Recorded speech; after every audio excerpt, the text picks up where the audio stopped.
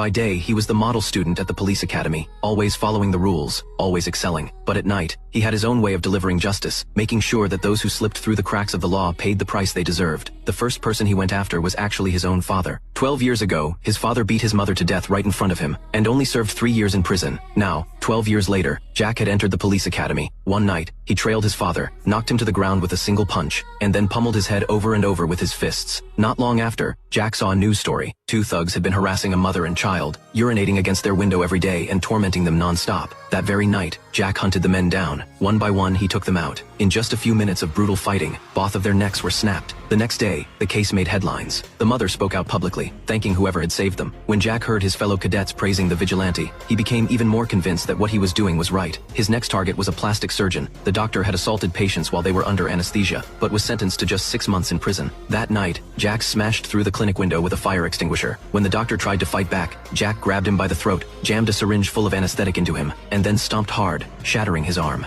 Before leaving, Jack took the security footage with him. Not long after, Jack heard of another case. A man had sexually assaulted a girl, beating her so badly her pelvis was shattered, leaving her unable to live a normal life. The attacker served only 7 years. On the night he was released, he sought out the very girl he had once hurt. Just as he was about to strike her again, a flying kick smashed into his head. He reached for a knife on the ground, but Jack grabbed his arm and twisted with brutal force. The man let out a blood-curdling scream. By the time the police arrived, the monster was lying lifeless on the floor. The string of murders soon caught the attention of the authorities. Captain David, a legendary officer, took the lead in the investigation. He was known for feats of strength, bending coins with his bare hands, even lifting a car by himself. But Jack had already chosen his next target. A delivery worker had been crossing the street when a reckless driver sped through a red light and hit him. Seeing no cameras nearby, the driver got back in his car and reversed to run him over again. In the end, he served just 1 year behind bars. Zone Day, when the victim's mother tried to confront him, the driver shoved her to the ground. That night, while the driver was soaking in his bathtub, Jack appeared out of nowhere and forced his head under the water. The man never resurfaced. Soon after, another case made the news. An elderly woman who survived by collecting scrap had gotten in the way of a wealthy young man's car. She struggled to push her cart to the side, but the impatient heir slammed his foot on the gas and ran her down. Jack clenched his fists in rage. He had often helped this grandmother before. She always gave him 2 pieces of candy in thanks. Jack tracked the young man down, jammed a glass bottle into his mouth, and didn't stop until the man stopped breathing.